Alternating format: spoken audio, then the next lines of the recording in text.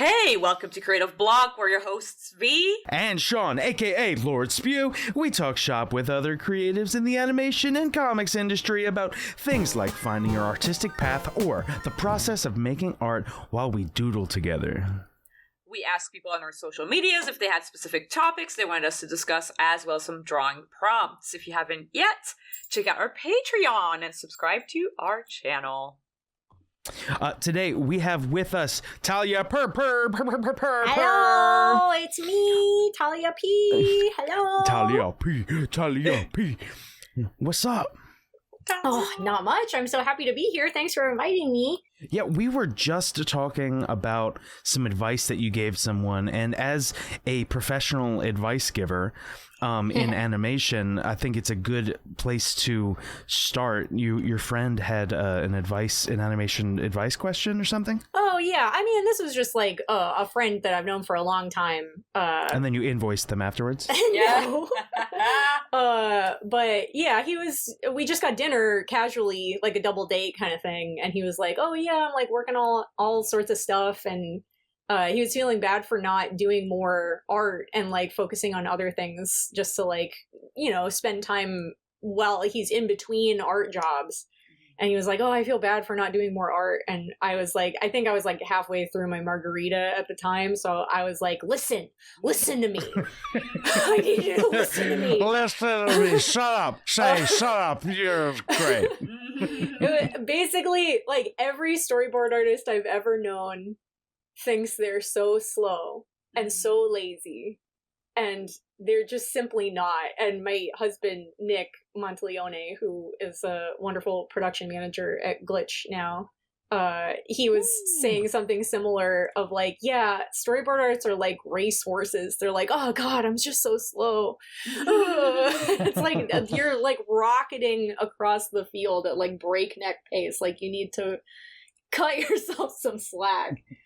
It's true. It's so true. That was just encouraging. I was like, anything that allows people to just make stuff is what I generally try to tell people. Is like, it's you learn more by doing than by not doing. So just at least allow yourself the grace to focus on one thing at a time.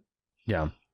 Well, I mean, when I call you a professional advice giver, that I'm mostly talking about a thing that you've been doing recently, which is mentorship classes. Yeah. Yes. I guess it's something that I started doing around when we were worried about negotiations, like union, like that we're all in the animation guild.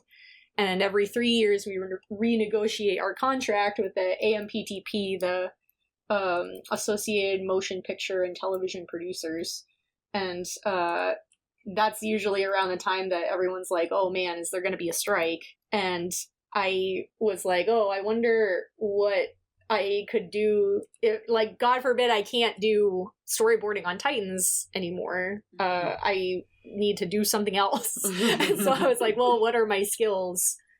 I do love yapping, and I feel like there's a lot of people who get frustrated talking to students for some reason, and that always baffled me, because I'm like, why wouldn't you want to talk to, well, I guess, I mean, like, everyone's busy, right? Like, there's so many of these college assignments where you have to interview a professional, and I've talked to so many people at these like, industry party kind of like drink and draw type events, and they're like, oh, I can't believe they're not paying us to do this kind of stuff.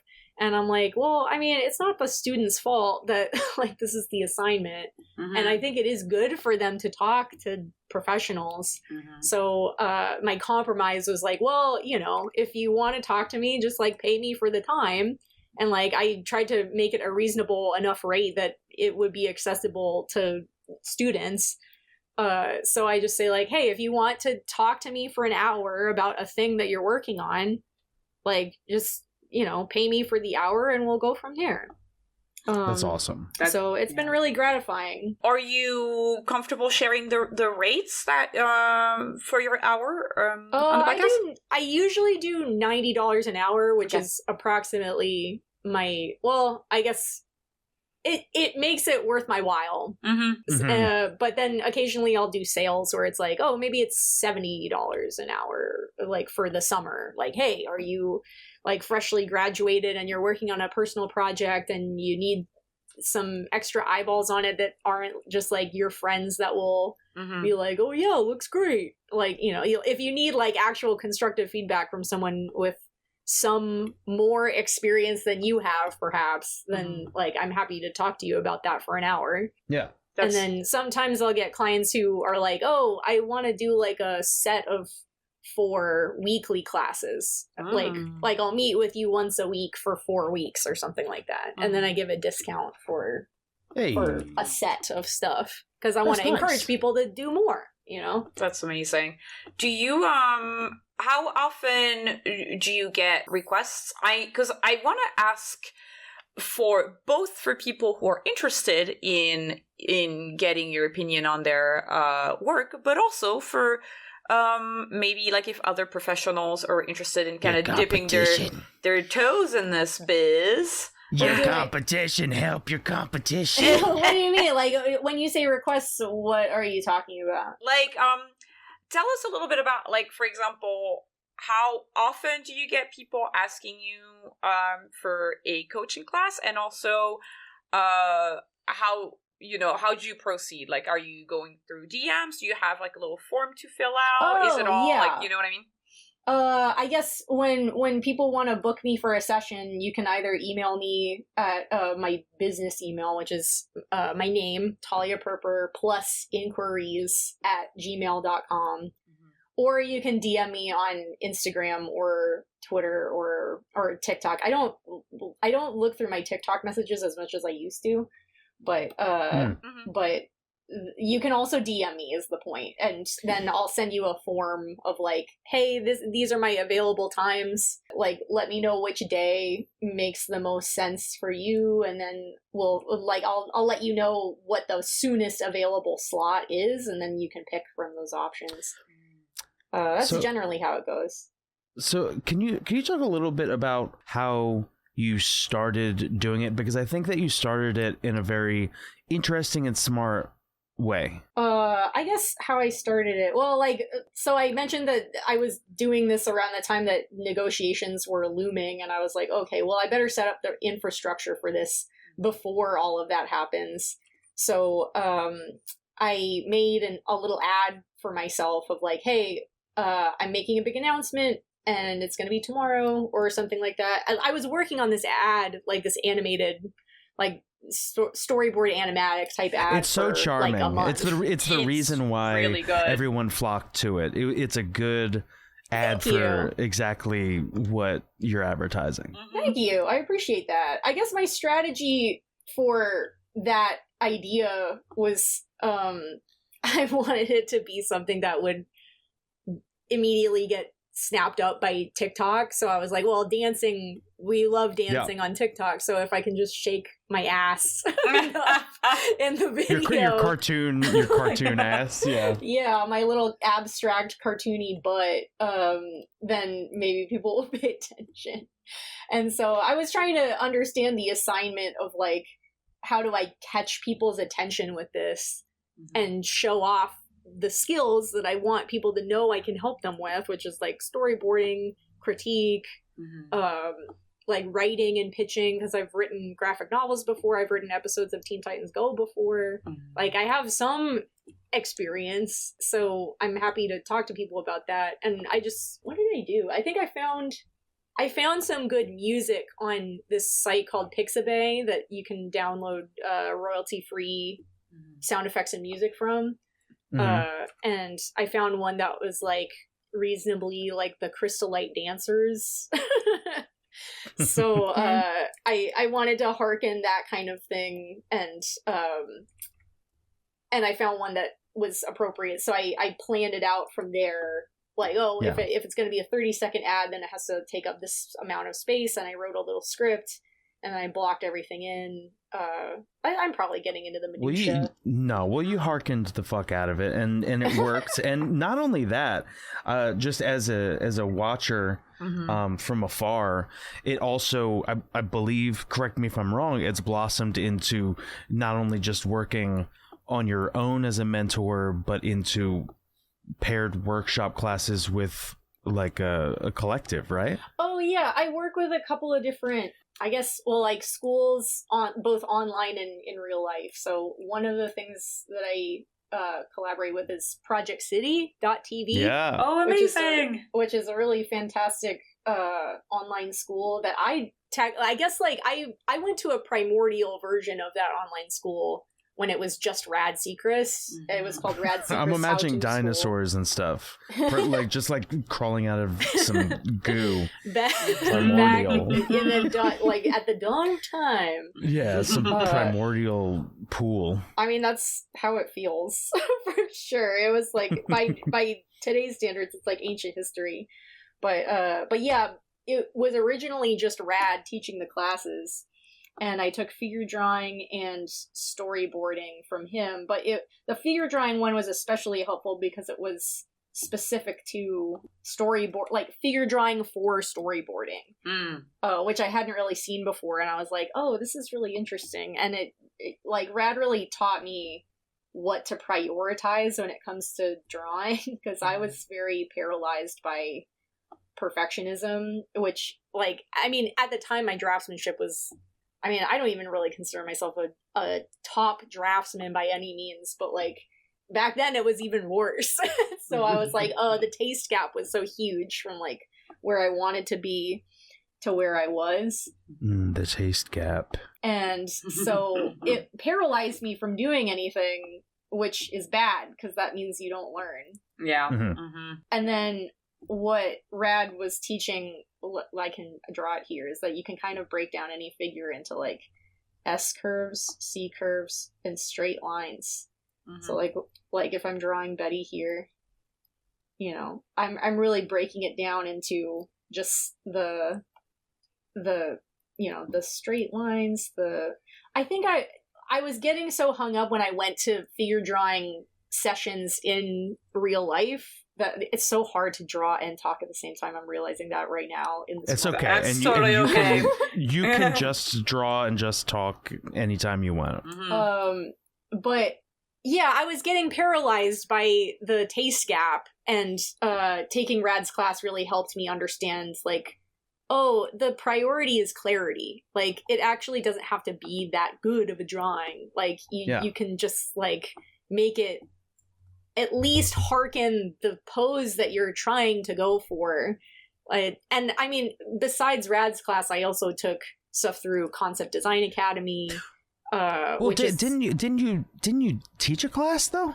Right. So at Project City, that's also why I brought it up. I mean, but it is cool that you went from taking a class to teaching one. I just wanted to talk about how important Rad's class was to me. Yeah, for sure. And then I ended up teaching for him later because he expanded his school, and that's what projectcity.tv is. There's way more teachers. There's weekly classes. I teach a weekly class.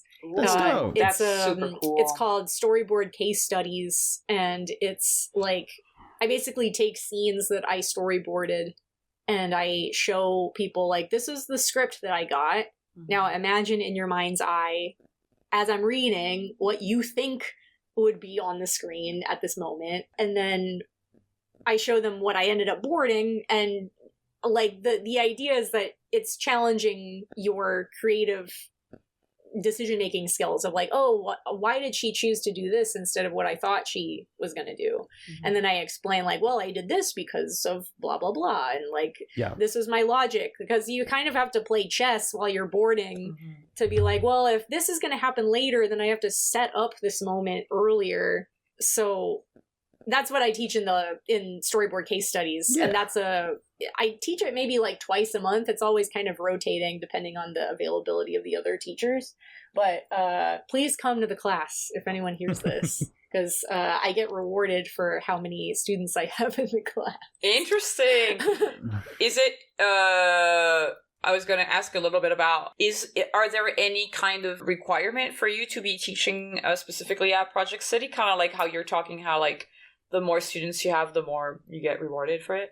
There's no requirement. I mean, like, I just reached out because I wanted to do more teaching. Mm-hmm. I had a friend who was teaching a class at Project City, and I asked him, like, hey, can you put in a good word for me with Rad? Because I took his class years ago, and then I ended up meeting with him, and I told him my idea for what I wanted to do, and he was like, that sounds great, especially because there are other classes that they teach there where it's basically you're making a feature film together, like, which is so cool. Mm-hmm. And so my class is more of like a sit and listen to Talya yap for an hour. So it's like, oh, here's a little break where you can still be practicing, but with like a different part of your brain is the point. Yeah, and if the audience wants a sample, that's what we're about to do. We're about to listen to Talya yap for an hour right now.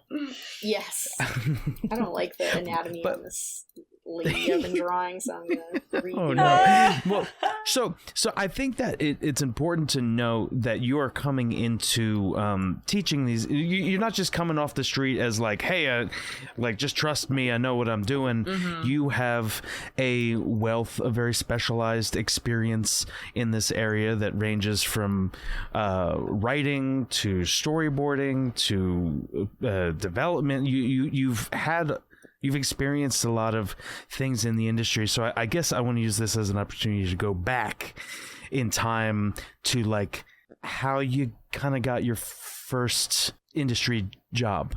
How I got my first industry job. It was a very weird, stupid process. I feel. Like, well, that's what we want to hear. We love it. So when I first came out to LA, I was fresh out of film school. Sean knows this because when I came out to LA, one of the first things I ended up doing was going to a drink and draw that he and our mutual friend Matt Marblow hosted, and that was really like the first domino in the chain of me like understanding what I was supposed to do out there.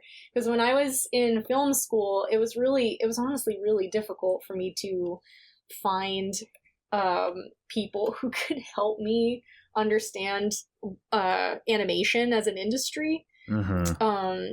Because a lot of my teachers were like live action people, and mm-hmm. they were like, oh, we don't know, like, I mean, if you want to do storyboards, like, why don't just do stick figures, because you're gonna shoot it live action anyway, huh? And I was just like, well, that's completely unhelpful. So mm-hmm. I came out to LA, and I did an internship program where I interned at a couple of live action places because that's just where they were able to place me. And so I ended up doing that. And then, you do the internships and then take classes at night and then like desperately try to look for an apartment and a place to live and like all this stuff. Mm-hmm. So then in terms of like how I got my first industry job, I had a job lined up when I graduated that was at a graphic design company. So it was like kind of relevant to my degree, but not really. I mean, the most relevant it was is that I would watch the movies at this place. And then the designers wouldn't have to watch the movie because they were making movie posters. So I did that, and then I was taking classes on the side, like just trying to get my stuff like in a good place, get my draftsmanship in a good place. And then at a certain point I got fired from that job because they were looking for someone to become a manager, and I had been a little too vocal about the fact that I wanted to do animation. So oops. Like I think that's so interesting. I was just gonna say, I think it's so interesting how it's so, I mean, I say interesting as in like sad that like you have to hide so much sometime in LA, because if you're, like you said, if you're too vocal about the things that you want to do, they're like, well, you're not serious about the job. Yeah. Well, I'm just imagining you sitting there going, I don't want to be doing this. I'd rather be doing keyframes, and this is just one drawing, and it's barely even worth it. That's kind of the double-edged sword of yapping. I was just yapping a bit too much. So I got fired from that job, and then I was super depressed because I was very like a high achiever in school. So I was like, I can't believe that I tried my best at this job and it still wasn't good enough. And then I got another part-time job at another graphic design place that my friend was like, hey, I'm going to scoop you up and help you out. And that was really nice. And I was similarly taking tests the whole time because Sean actually was I think one of the first people to tell me that like, oh, how do you get jobs? How do you get storyboard jobs? Well, you reach out to a recruiter, like through a friend usually, who like already works at a studio, and then you send them an email that's like, hey, are you testing for anything? Like, here's my portfolio, like very respectful and nice. And then if they are testing, then you take the test, which I'm realizing now, Sean, is not as prevalent as it was before. Yeah, I think that you're right. I think you're right. I do agree. I will like my little tangent about this, and I think it's worth kind of dipping into it because right now is such a weird time in the industry, but there's so little jobs that recruiters are just like overwhelmed with requests and people asking them for jobs. And a lot of the times now, from what I'm hearing from my friends who are staffing or like in a position to recommend, it's just like, if you have to know the people on the shows, unfortunately, because it's all the people you know. It's specific as to right now. Yeah. That's kind of what it is like right now. I think maybe if there's like more jobs opening up in like the future, we can go back to like heading up the recruiters, but I feel like yeah.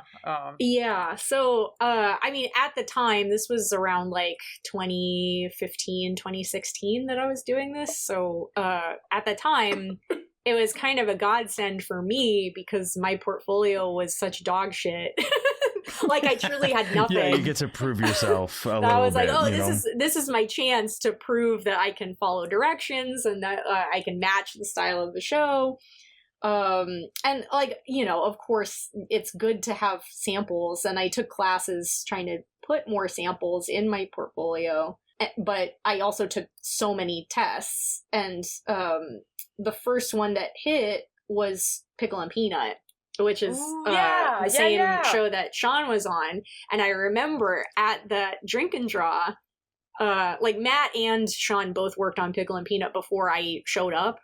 And I remember them telling me like, oh yeah, they're telling us to draw shittier because shitty drawings are funny, which is like a baffling note. But at the same time, I was like, oh, that's the only thing I can do right now. My strengths. This is my moment to shine. And so I did the tests in Photoshop because that's how I learned in Rad's class, because Rad was like, well, whatever tool is in your hand right now is the correct tool. So I want to make it as accessible to every student as possible. So you don't have to like download software on, you know, like Photoshop, like whatever you have right now is fine. And so all I had was Photoshop, and I did the test in Photoshop, which is, I don't recommend it, but like, but anyway, they liked it enough that they were like, yeah, come over. And so I was like, oh my god, I'm working for the mouse. This is so crazy. Like, in retrospect, Pickle and Peanut was such an anomaly of a show to be on Disney. Oh yeah. Like, it was just so bizarre. For people listening, definitely check out Creative Block episode, I'm gonna look for the number, but with Joel Trussell, who was one of the showrunners, and he goes a little bit in depth about how it was like getting this show picked up and how unusual it was for it to be picked up. And also, if you want something juicy, I confront him about firing me.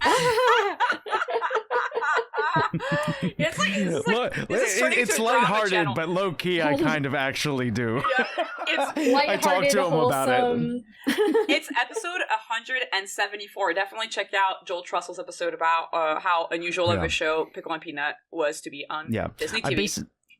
Yeah, I basically use this podcast as my form of therapy for closure, where I confront people from my past that I feel like treated me unfairly. It's basically Creative Block is Sean Sasuke arc where he's like antagonizing everyone.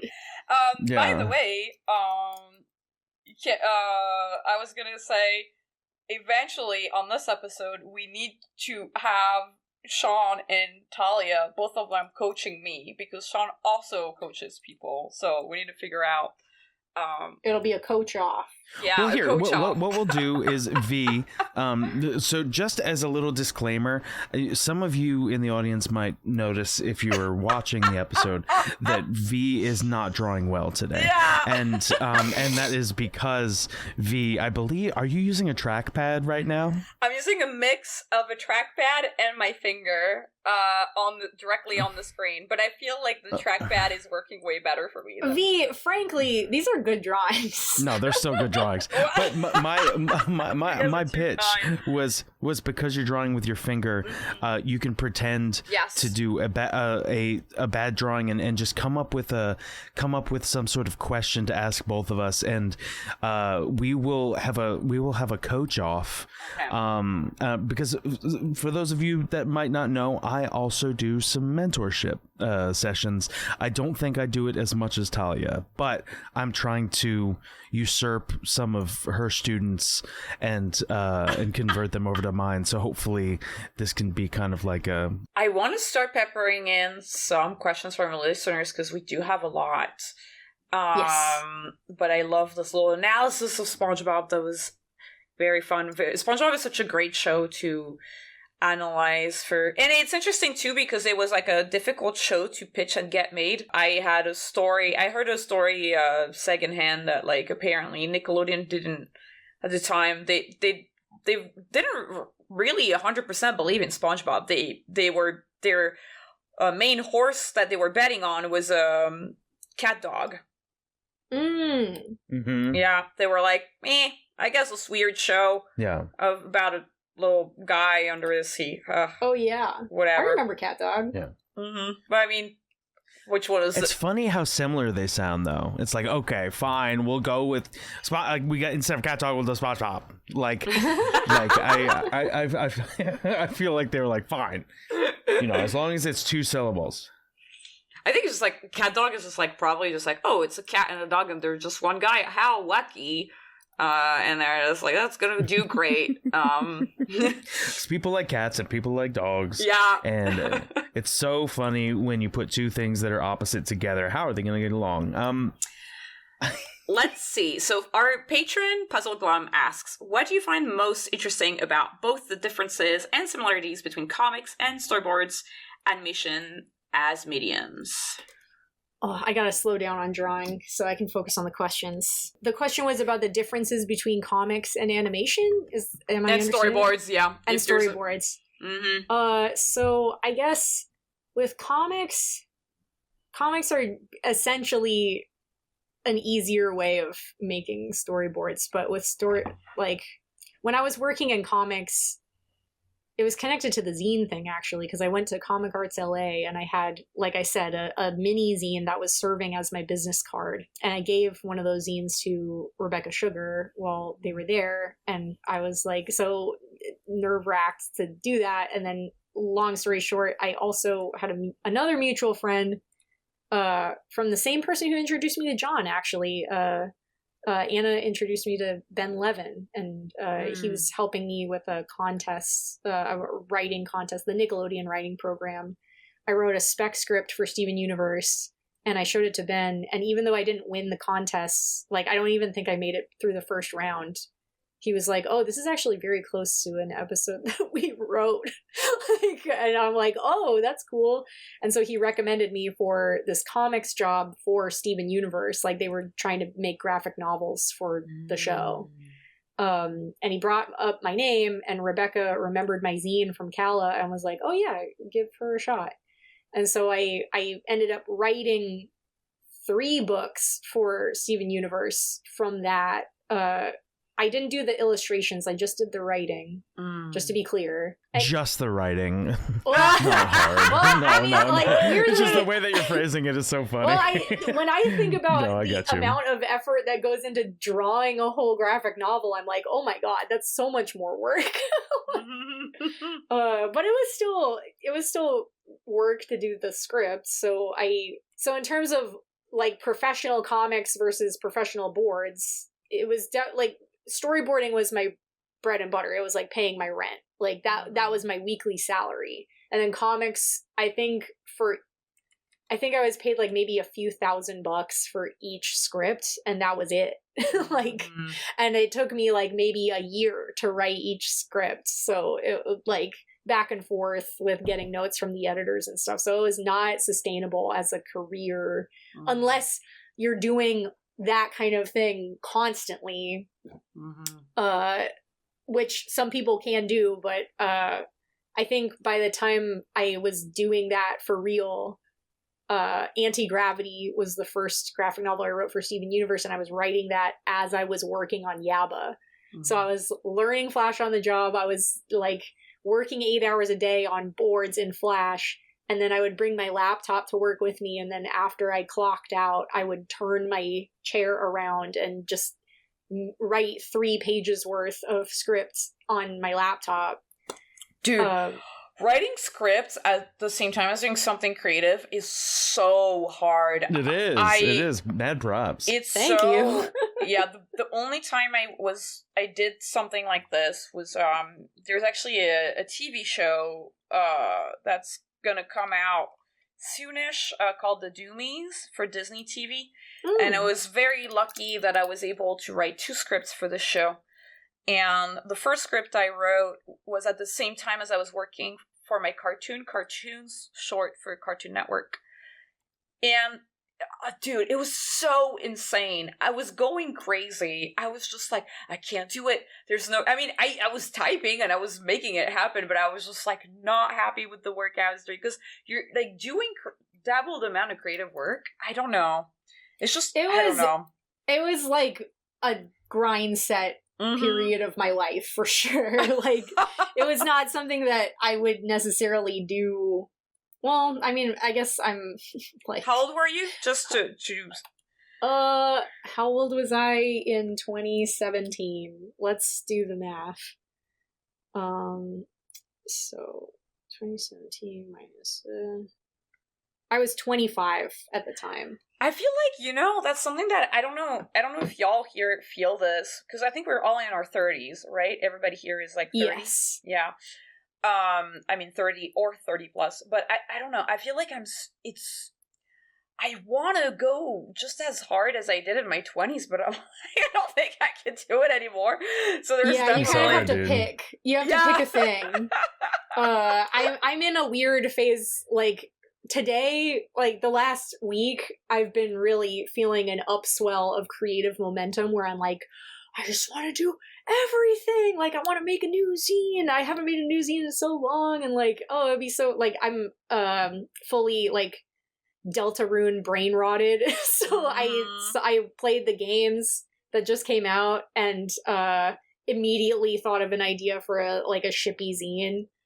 And it's just been so long since I've had a concept for a story that I can like see so clearly the structure of it in my mind. And that's always how it's been for me in terms of like writing or drawing. Like the drawing always kind of feels like an uphill battle for me, which is ironic that I'm on a show where you draw like compulsively. I've never really been that type of person, but like if I have an idea, then I'll like learn how to draw that thing. Well, your original the question was about comics and like how it's different from storyboarding. Yeah.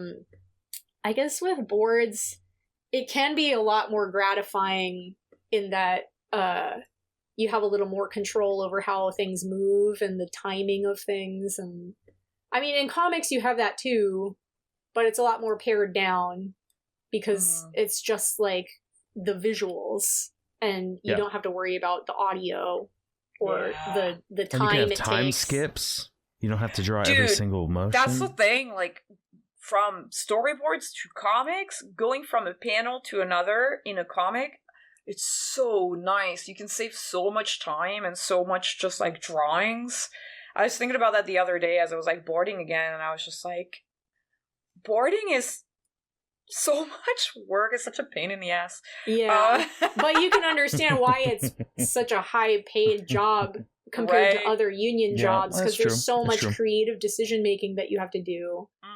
But there are a lot of parallels. So like if you're feeling overwhelmed with like making a board, maybe just start with a comic. Like shrink your scope. If you're feeling overwhelmed by a project, see if you can shrink the scope of it. I get so many people coming to me for mentorship or coaching where they're like, and I have this big idea that's like as big as the Lord of the Rings, and it would be like a multi-part series with multiple seasons, and in this season we do this, and it's like, you haven't even proved to me that you can do one thing. Like, that you can tell one story well. Like, how... Yeah. Why would a studio trust you with millions of dollars to make this thing if you can't even make one small thing? So, and, like, let's focus on that first. Yeah. And even when they trust you, and it's gonna be my time to do my little sub-story here. I'm joking. It's not a sub-story.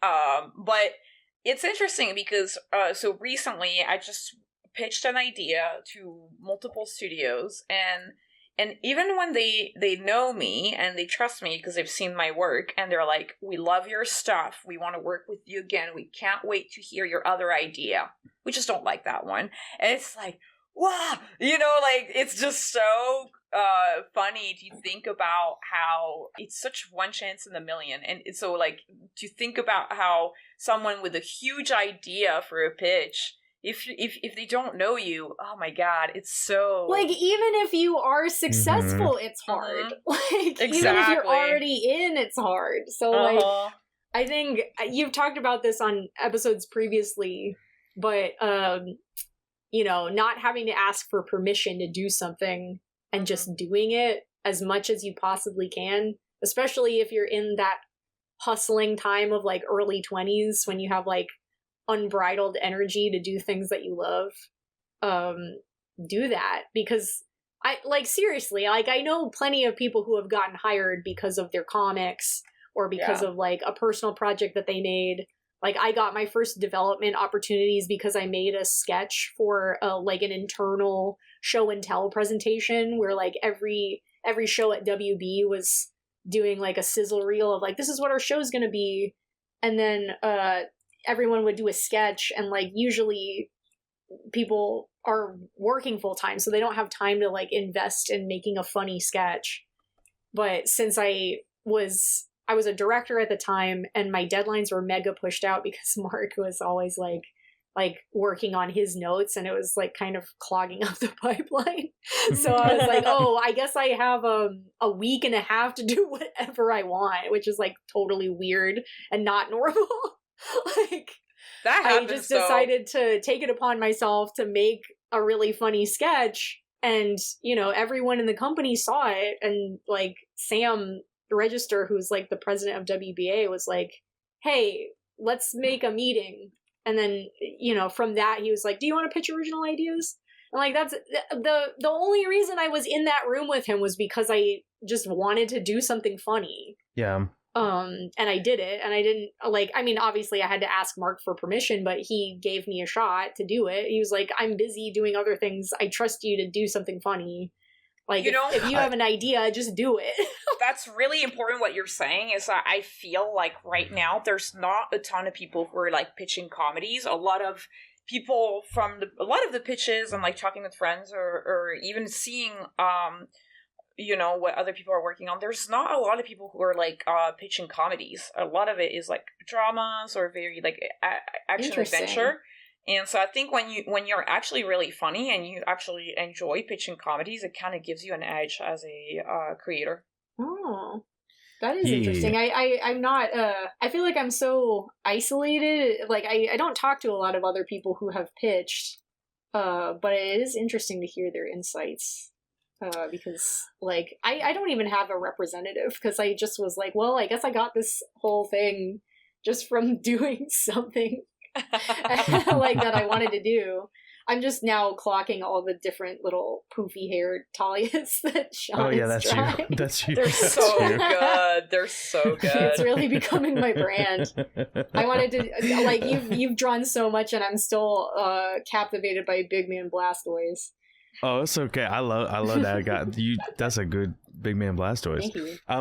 I wanted to use this question that talks about the difference in between all these things to talk about like. And we can skip a little bit. I do want to talk a little bit about your experience going from like storyboarding on Teen Titans Go to directing to also writing episodes, because these are all different things, and I'd like you to just talk about what it felt like to do those different things and maybe some of the challenges as you went up.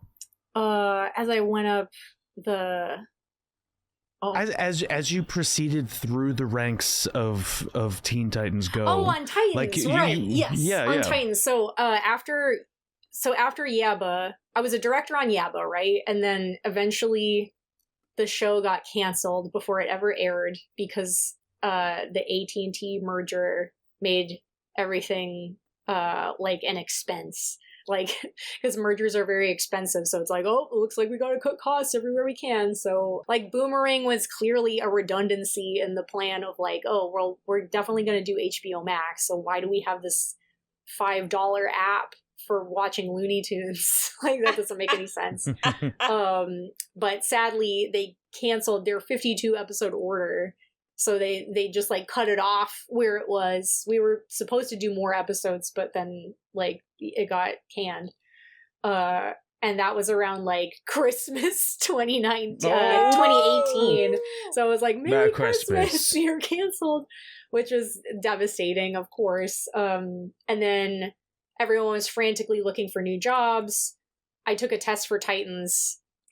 I was very lucky to get a spot on Titans because, and again, it was in Flash. It's the same pipeline as Yabba because Aaron Horvath, who was one of the showrunners of that show, was essentially Mark's protege, like the same as me. Like he learned, like he worked in Flash alongside Mark. So Titans pipeline was exactly the same as Yabba's pipeline. So like, lucky me, I ended up like learning from the master. Yes. And so I took this test and they were like, yeah, you nailed it. Come on over. Because Titans is a difficult show. I'm not saying that in a negative way. It's just like it's a very, it's a kind of style that is not very common in animation right now. The closest thing I can think about is probably Gumball. And oh yeah, and so there's not a lot of people who can do that style because it's so based in the rhythm and the what's it called, like the pacing and how strong the posings are. Oh yeah, super snappy posing. Yeah. It also presents a unique opportunity or challenge for board artists because the board artists are also doing the radio plays. Yes. As they're boarding. And weirdly, that's how I learned how to do it because that's how Mark did it. So, like, I just thought that was normal, but it's not really that normal. It's straight up the only show that I've ever been on that had you do that. And now it's hard for me to think about doing boards without some kind of control over the audio. Honestly, like, I will say, I think having the audio is so helpful because you get so when you're doing the radio play, you do have those. It's scratched, right? So it's from or is it the final voices from the actors? It depends. Under ideal circumstances, we have all the final audio from the voice actors. But there's been many times where we don't get all the audio that we need, like maybe like Tara Strong is not available on the day that they record that episode, so they have to record her later, which means that we have to get scratch from the director or we make our own scratch. I've been trying not to do that as much lately. Usually what I do is I sort of put in subtitles and then I time out, like I say it out loud and then I just like cut it off where I think the line will end, and usually I'm right, not to brag. but like I just don't feel the need to like do another step most of the time, so I just block out subtitles. But you are getting a file of separated voices and taking each of those lines and putting them in and timing them and putting sound effects and picking music and like all that stuff. I used to be way more is litigious the right word? I used to be way more into like finding all the sound effects and music that I needed. Gotcha. Yeah. Nowadays I feel like I just put in a subtitle when I'm doing roughs. Instead of getting hung up in the details that early. Maybe proactive. Maybe that's the the word? I mean, I try to at least leave a note so that the director understands my intention for what I want this to be eventually. And it's just cool noise here, loud noise here, and you're just like writing it on the board. Because it takes so long getting all the audio and like building the audio. It takes a really good chunk of time. Yeah, I mean the directors have been on the show for a long time, so they have more of an encyclopedic knowledge of the music library and stuff like that. That frankly, I just simply don't have enough time to think about boards and that too. So if I have the bandwidth, if I feel like I have a free moment to like, you know, put in the keywords necessary to find like some Steven Spielberg-y like track that I think would be good bedding for this moment, then I'll do that. But if not, I'll just put in a subtitle that's like music, Steven Spielberg, like E.T.-ish stuff. And then usually they can find it. And then the stuff that I pick isn't even really going to be the final thing. It's a good jumping off point, but like, you know, stuff that I suggest could easily get replaced. So I try not to get too hung up on that. But anyway, what was I talking about? I was talking about Titans. Yes, going to director and then going to writer or writing on episodes. So I went from director to storyboarding on Titans, which is what I do now. I don't know if being a director on Titans is even more responsibility than what I had on Yabba. So the directors are even busier than I was. Remember, I was talking about how I had a week and a half to basically do nothing or to like finesse my episode unnecessarily. On Titans, you do not have that luxury as a director because you're also doing notes on keyframe animation. Whoa! So like, it's a lot of meetings. It's a lot of like trying to mitigate stuff in the kickoff so that the board artists just know what they're doing. And for that reason, it's good to have people who are storyboarding who are familiar with directing, or like they think like a director already, because they can anticipate those issues earlier. And then the director, you know, it's always a conversation, but I'm always trying to anticipate things that the directors will give me notes on. Like, I know that one guy in particular doesn't like text-based jokes that you have to read in order to understand them on screen. Right. Other directors don't really have a problem with that, so I try to match whatever the vision of the director is so that they get what they want, you know? Yeah. And writing... Yeah. Did I... Oops, sorry. Sorry. No, I was just going to say, and how did you get the opportunity to write on Titans? That's a pretty... coveted spot. So that was, I guess, essentially because I asked, and partly because Pete Michael, the showrunner at the time, it was getting to the point where they were interested in probing the board artists, like, hey, if you have ideas for premises of episodes, pitch them. And because like when I started, it was season 6 of the show. And like by then we'd already run through all the typical teenage superhero plots that you can imagine. So it's getting to the point where we had episodes of like, what if Robin bought a used car? What would happen? What if we taught the kids about quantum physics? What would happen? Like, what if we went to Silver Lake? Like, what would happen? Like, it's all stuff that's like so offbeat and weird. And so they were asking the board artists, like, hey, you all have unique experiences. Like, do you want to try pitching ideas for episodes? And then they have a stock of freelance writers that they like delegate out episodes to. So at that point I was like, well, I want to write a script because I've written before and I would like that opportunity essentially. And so I pitched a bunch of ideas and they liked one of them in particular and they said like, okay, let's do this.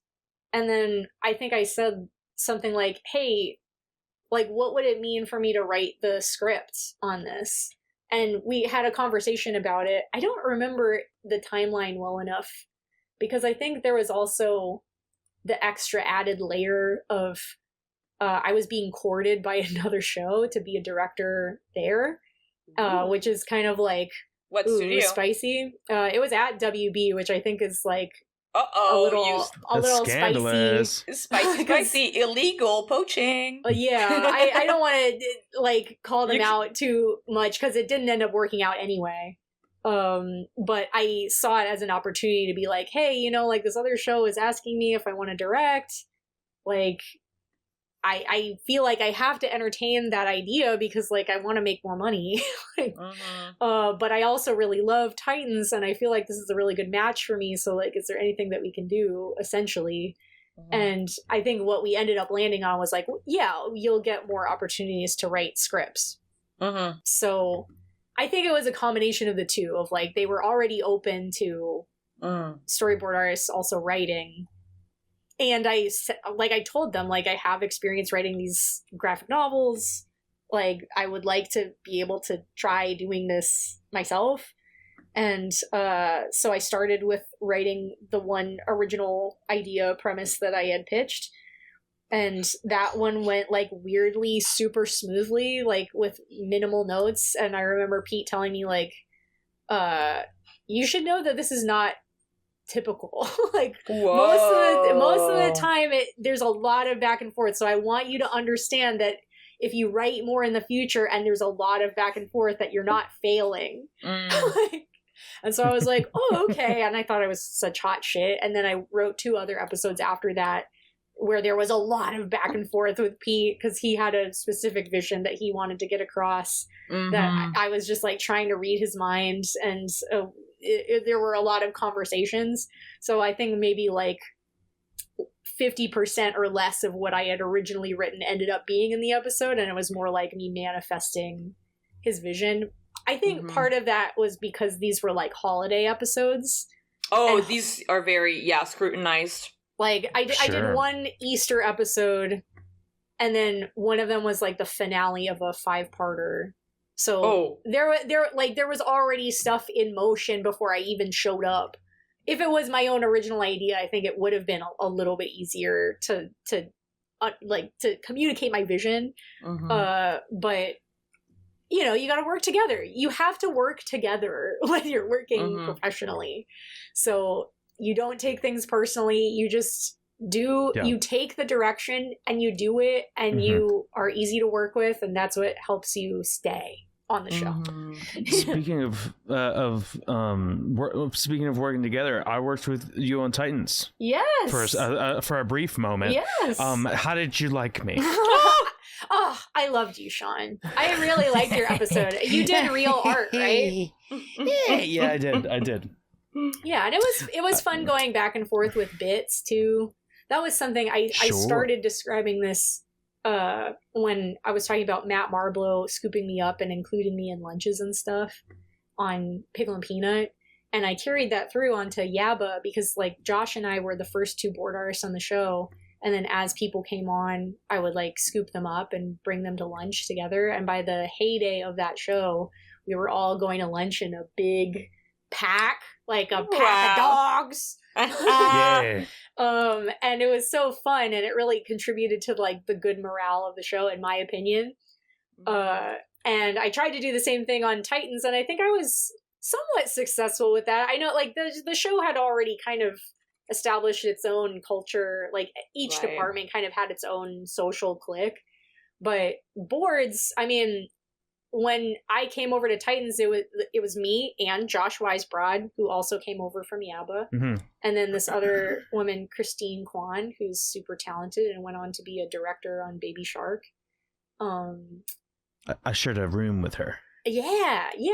And in the middle of storyboarding, there was a termite infestation, and they all sprouted wings, and then they poured out of the vent onto me, and then I went home for the day. No way. That's a day ender. That's such a WB story too. WB used to have such a raggedy it truly is. It was so I came in bad. the next day, and there were just like dead termites all over my desk. Oh, and I was like, looks like they dealt with it, I guess. Like, I mean, I think the termites, that was their home. We were just working in it. Oh my god, that's so funny. It's like you're just their renter. Like, you'd actually owe them rent at this point. No, I think on stuff like that, I always appreciate at least with storyboard fellow storyboard artists, a certain amount of like, hey, like, can I test out a joke on you or something? Oh yeah, and we would go back and forth with bits, and I had this whole thing going on with my cube mate. Well, I guess roommate at the time. He's my cube mate now because we're in a different building. But Branko, hey, his last name is very Serbian. It's Kljic. I have to become Serbian to say it. We had this whole bit of like, he's from New York, so I was like, "Oh, what'd you get? A New York dog with some pigeon sauce?" And he's like, "What are you talking about?" It's like, you grab a bird out of the sky and you just squiggle some pigeon sauce on your hot dog. It's like, are you talking? Some white ketchup, some white ketchup on this thing. And so I remember walking with you, Sean, like to get lunch, and you were like, "Yeah, I love a hot dog that tastes like a building." I was just like, that was so funny. Oh my gosh, like that kind of stuff where you like build on each other's jokes, and like, that's so good. Like it's not unlike stand-up comedy where you're starting with a setup and you have a punchline, and then maybe you come up with a bunch of tags for it that like transition to the next thing, and that really inspires like interesting things to happen. Oh, this is the wrong pigeon sauce. I squeezed the wrong part. Dang.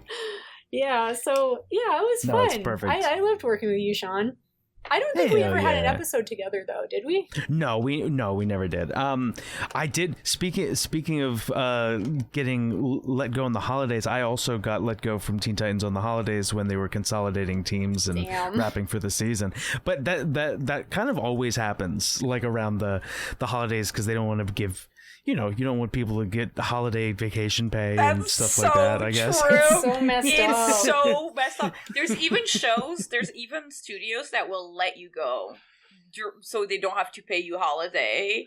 And then they hire you back on. I'm like, oh my god. Man, animation was so raggedy. Like, why do we have to like not get holiday pay? It's messed up. It's so messed up. It's like you thought you were gonna buy presents for your whole family. Think again. Yeah. Anyway. Yeah, but that was one of those shows where I feel like there is. I mean, first of all, I want to ask like how it feels to work on. To work on a show where I feel like everybody's worked on it at one point, because it's been going so long. There's so many episodes and artists come and go so much. Like, everyone I know has worked on at least one episode of Teen Titans Go. It's so funny. I feel like I keep meeting more people from the old guard, like before I started, and that's always cool to see because they always have war stories. Back in my day, Robin's cape was long, and we kept having to follow through frames of it flapping in the wind all the time. Yeah. But another thing that's cool about it is that, like I said, it was the same on Yabba also, because it's Flash puppets, so you're allowed to draw the characters the way that you kind of want to draw them, as long as the proportions are correct. So it was really cool looking through everyone's animatics and seeing how they drew the Titans, and like what were the design trappings that they felt were iconic to the character, or like how did they interpret this character's behavior, like Robin's so neurotic, but like maybe a different storyboard artist would treat him a little bit differently, or maybe a certain board artist puts in more visual gags of a certain ilk, like more slapstick or more like background gags. And that's always really interesting to see how like everyone treats it a little bit differently. And also everyone learns Flash a little bit differently. Like, which... Oh, that's true. It's true. So sometimes I'll step into a different person's file and be like, how did he even do this effect? Like, I don't even understand how you built the layers in such a way to achieve this. Jeff Marion, I feel like, is the one that I've stepped into the most files of to be like, what? How did he even do that? Like, and it's always really interesting because, like, I guess, so what's another good example? When I started learning Flash, I learned about this function called object mode, which basically turns all your brush strokes into vector shapes. Because normally when you're using Flash, the brush, if you draw a bunch of lines over each other, Flash will treat it as its own like separate shape, like a big squiggly mass. But if you turn object mode on, then you can select individual strokes, which was more similar to the way that I had initially learned how to board in Storyboard Pro when I was on Pickle and Peanut. So I was like, I'll just make it more like Storyboard Pro, and that's way more intuitive for me. But then I had Great for boarding, bad for animation. Right. Those groups. That's something that I learned over time, because I had other people telling me like, what the fuck is wrong with you? Like, you're gonna crash the program. And I was like, I literally haven't had it crash like any more so than any other person. I don't understand what you're talking about. It's just crashing a normal amount, which is every week. Just the normal amount, exactly. So, I mean, I still board with object mode, but like Sean was saying, for animation where it's a much heavier file, that doesn't make a whole lot of sense. So, so if you learned Flash as an animator, you would be very loath to use that type of brush. But for me, it was perfectly useful. So stuff like that is interesting to see how other people approach Flash and the types of tricks that they do. Did we have another question? I know I diverted from the questions. We do have quite a bunch, but here's my pitch for everybody. We might forego the faded creative block question in order to favor listener questions. And so another great one that we have is from It's the Sun, I think, and the S is like a 3, on Instagram. They say, hi, I'm a fan of Teen Titans Go and also a student who wants to have an art-related job in the future. And here's my questions. What is it like to work for an animated show that aired over 10 years, 400th episodes? How's your workplace environment or crew's mood and vibe? That's a great question. I think I was definitely intimidated coming onto season 6, where there were already so many episodes and like it had really established its voice. One of the benefits of being on a show that's had a lot of experience already is that like for Flash, this is especially helpful, is reuse. So there were already a ton of backgrounds. There were already a ton of locations that they'd already like figured out. So if I needed to, like, any angle of the tower, I could pretty much get right away. If it was a new location that we'd never been to before, that's a different story. But that was one great thing about that. And then in terms of like the intimidation factor, like, oh, how do I factor into this show? I think watching other people's work definitely helped accelerate my learning curve. And then I think I talked a little bit about this before, but they'd already run through a bunch of the stock, like, oh, they order a pizza, or like, oh, they're supposed to be fighting crime, but they're not, oh my god, and then like, you know, all the stock stuff was already done, so by the time I got to Titans, it was like really weird. And I was like, well, that's exactly what I love doing, so I felt like I fit right in.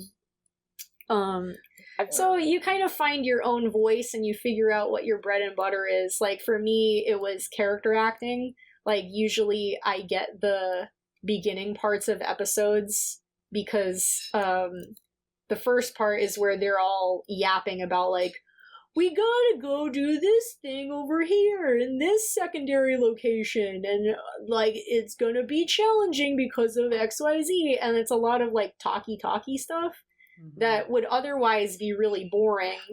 but I think V can attest to this, that like the way that you treat character acting can really change how engaging the boards are for the story. Because like I've seen V's boards, and like things that would normally be really slice of lifey or like standard suddenly become exciting and unique and engaging, and you're like, oh, I'm just fascinated, like yum, yum, yum, yum, yum. Like, wait, what boards are you talking about?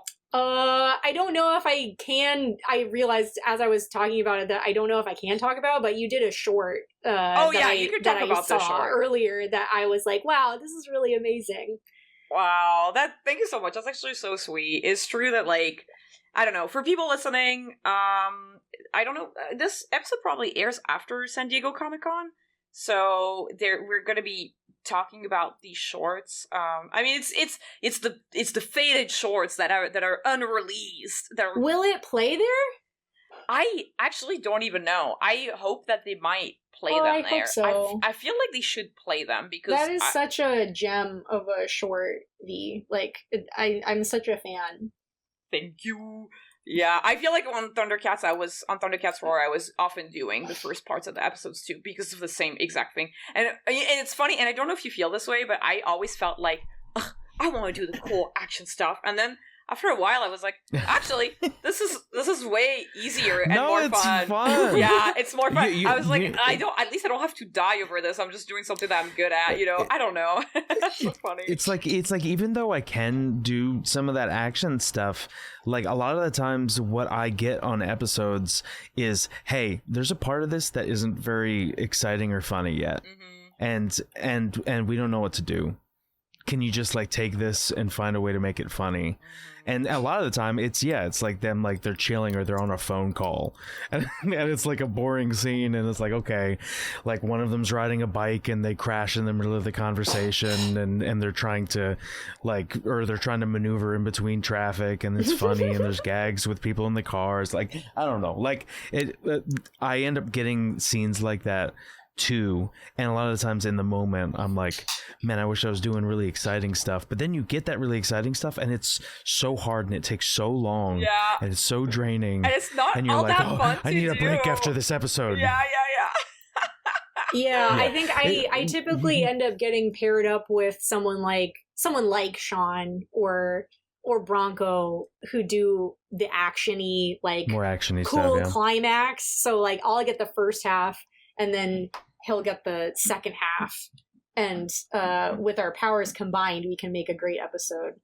Bronco's so good at that. He's so good, and frankly his character acting is great too, and he always says like, oh, I'm no good at it, but like he's fully wrong. Like, I don't even know what to say. Like, that's me gassing up my homie. That's so cute. I love it. I need to put an underlayer here to get color. We also have a great question from Hank Humble on Instagram. They ask, what are some ways people can get creative with their branding and marketing to find more storytelling art jobs, whether it's animation or comics? Well, I mean, I spoke to it a little bit earlier, but I am such a zine truther.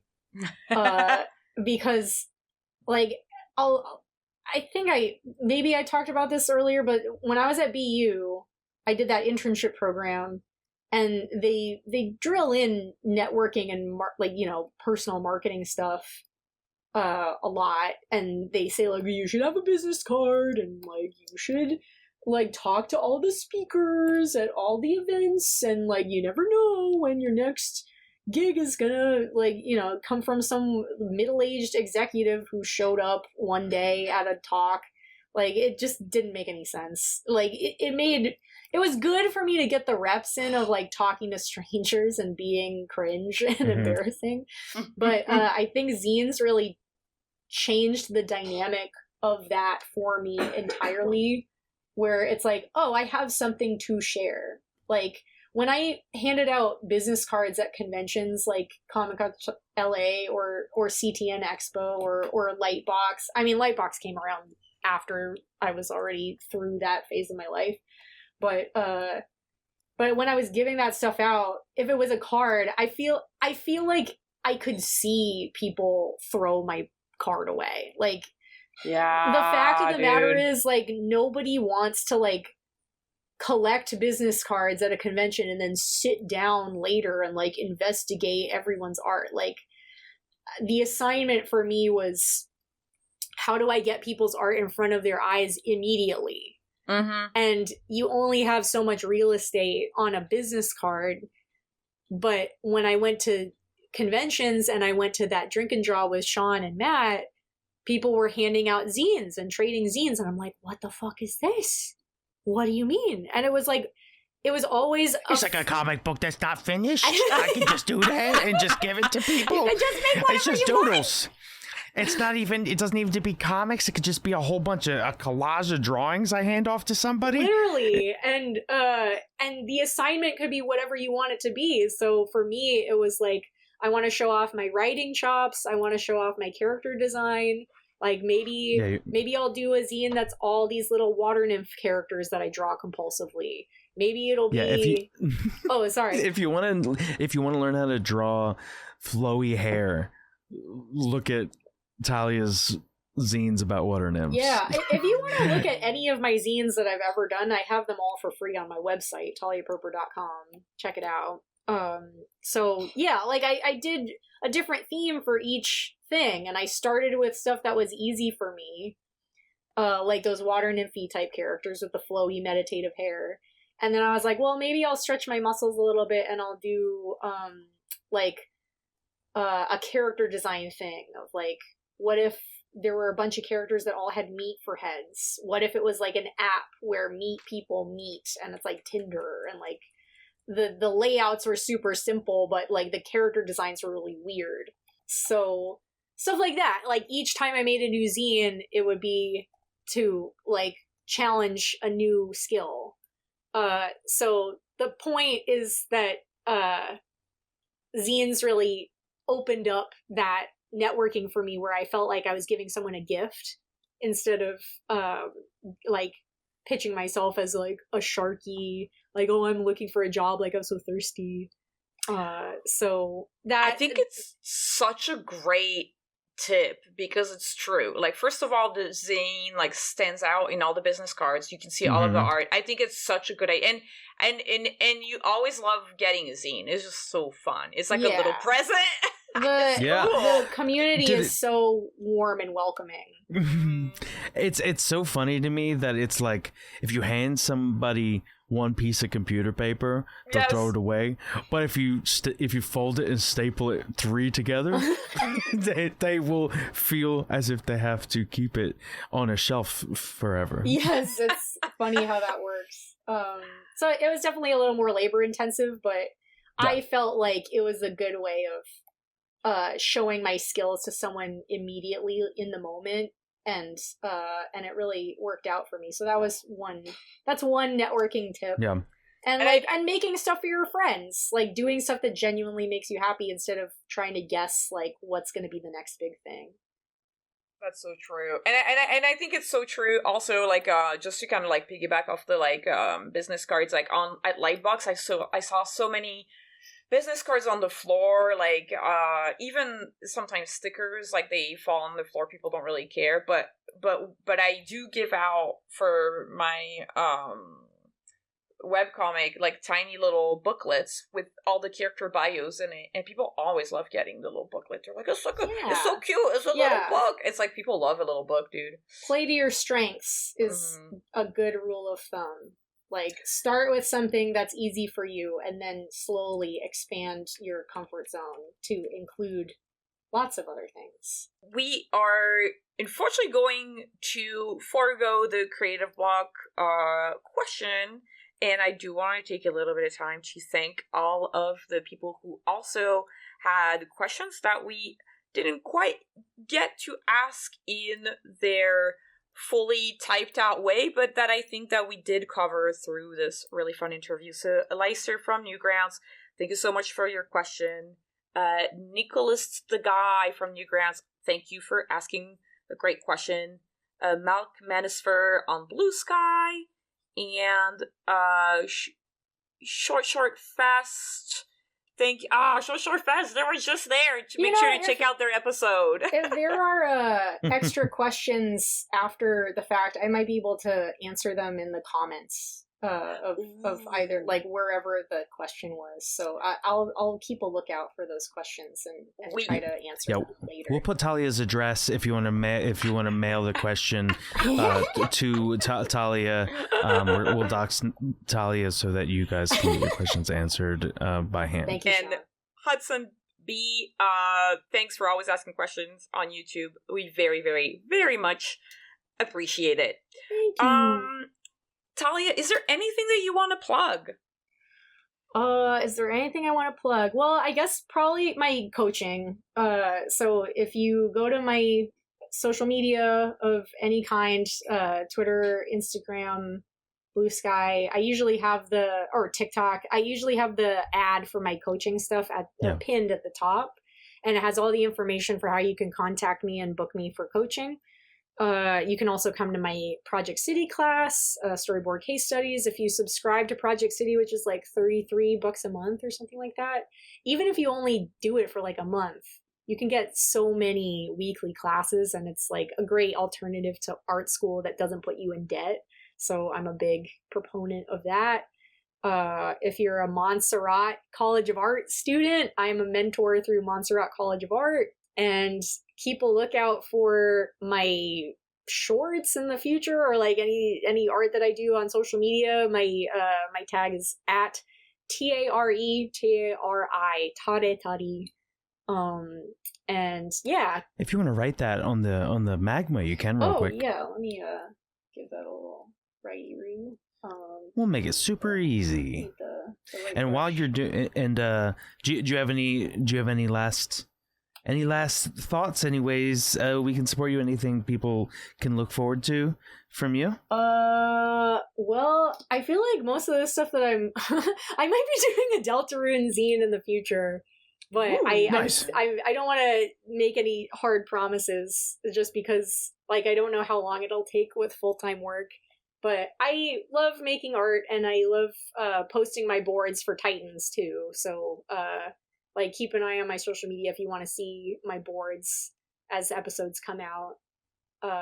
And like, I don't know, words of wisdom for the people. The tool that's in your hand right now is the correct tool. You learn the most by doing things. So anything that allows you to do things that you want to learn, that's what you should focus on. Yeah. If you're feeling overwhelmed by the size of a project, just shrink the scope of it until it's manageable, and keep going. That's so inspiring, and Yay! Thank you so much for coming on the pod, Talya. This was such a fun and exciting episode. Thank you so much for having me. I love all the drawings that we did together. Thanks for thanks for collabing with me. And thanks to our listeners. Follow us on social media at CRTV Block, where we ask for drawing prompts and questions to ask our guests. Huge thanks to our editor Clemens for editing the podcast, Marco for helping us produce the show, and Abuka for creating the short clips we've been putting out. If you love our show, you can support us on Patreon. Becoming a patron gets you early access to interviews and access to our Discord community. Your support on Patreon goes a really long way. This podcast is entirely self-funded, and we only rely on you guys' love and support to keep it going, and obviously some of my personal funds. So definitely, if you love the show, if you've been a long-time listener, please consider, like, throwing us the bone. Go! Click the. You can also support us by commenting, liking, sharing, all of that. If you are an animation student, tell all of your friends to listen to our podcast.